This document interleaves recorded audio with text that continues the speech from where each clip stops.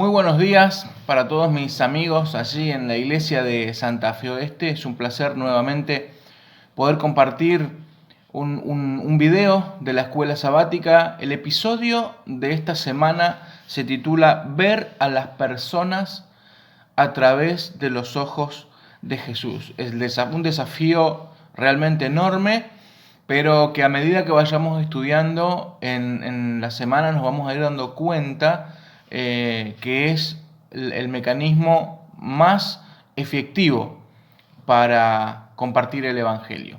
Vamos a compartir el versículo de memoria que está en Mateo 4:19. Dice que Jesús les dijo: venid en pos de mí y os haré pescadores de hombres. Ahí hay una secuencia que no debe pasarse por alto. Si uno quiere convertirse en un buen pescador de hombres, lo primero que tiene que hacer es ir en pos de Jesús. Jesús marca que seguirlo a Él, estar en comunión con Él, escuchar sus palabras, es lo que nos prepara para ser pescadores de hombres. Y cualquier persona que se haya dedicado a la pesca, al menos como aficionado, sabe que es una ciencia. Hay peces de agua dulce, peces de agua salada, hay peces que se pescan de una manera, con un tipo de caña o de reel, otros de otra, también diferentes tipos de carnada.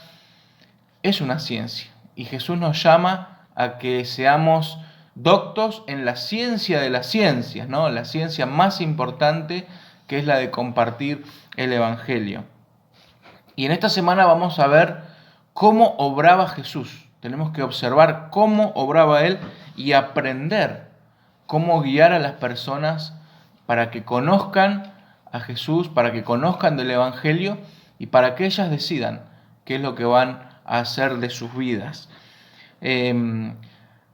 Nosotros tenemos que presentarle a los demás los principios del reino de Dios. Pero ¿cómo hacerlo? ¿Qué tipo de carnada usar? ¿Qué tipo de incentivo decir? Bueno, eso es lo que vamos a ver en esta semana. Y específicamente vamos a ver esta táctica de mirar a las personas como podrían llegar a ser en el reino de Dios y no como son actualmente, que esa es la manera en la que Jesús nos vio a nosotros por primera vez. Utilizar la compasión divina. Claramente Jesús veía a Pedro no como la persona que lo negó, no como la persona tosca, ruda que era, sino como él fue después de su encuentro con Cristo, que incluso fue su transformación después que Jesús ascendió. Tampoco Jesús vio a Santiago y a Juan como esos radicales ardientes, impulsivos, que querían que descienda fuego del cielo, sino que los vio como personas que tenían un corazón y un anhelo genuino por el amor de Dios.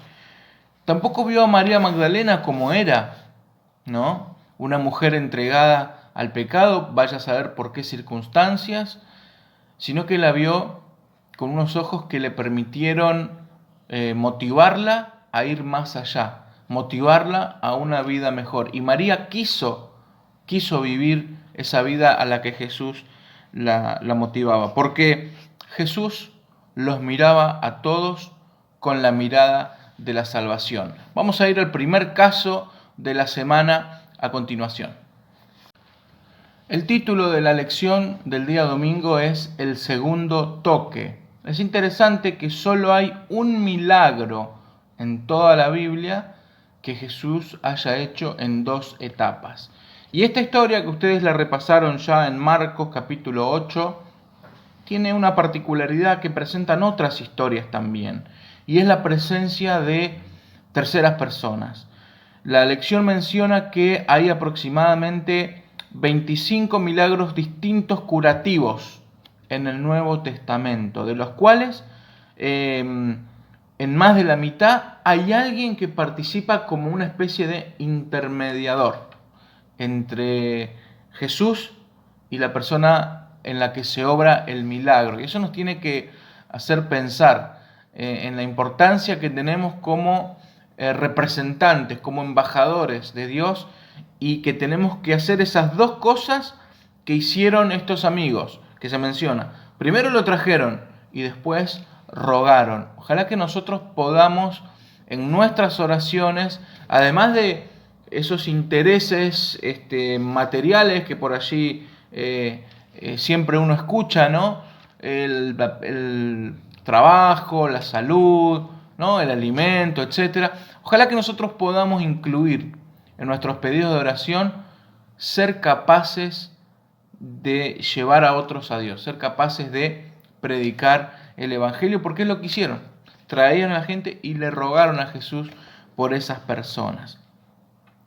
Ahora hay una pregunta interesante, que es la pregunta con la que yo los quiero dejar, que dice: ¿por qué crees que sanó al ciego en dos etapas? ¿Por qué crees que sanó al ciego en dos etapas y no en una? Bueno, hay algunos comentadores que sugieren que de alguna manera, como el hombre estaba ciego, si lo hubiese curado de primera, tanta luz entrar en su ojo lo hubiera hecho mal. Y que eso es, en cierto sentido, una especie de compasión por parte de Jesús para no lesionarlo. ¿Será que es así? ¿Qué les parece? Una pregunta para debatir. Pensemos que Jesús curó a otros ciegos de otra forma. Entonces, ¿será que con los otros ciegos no fue compasivo?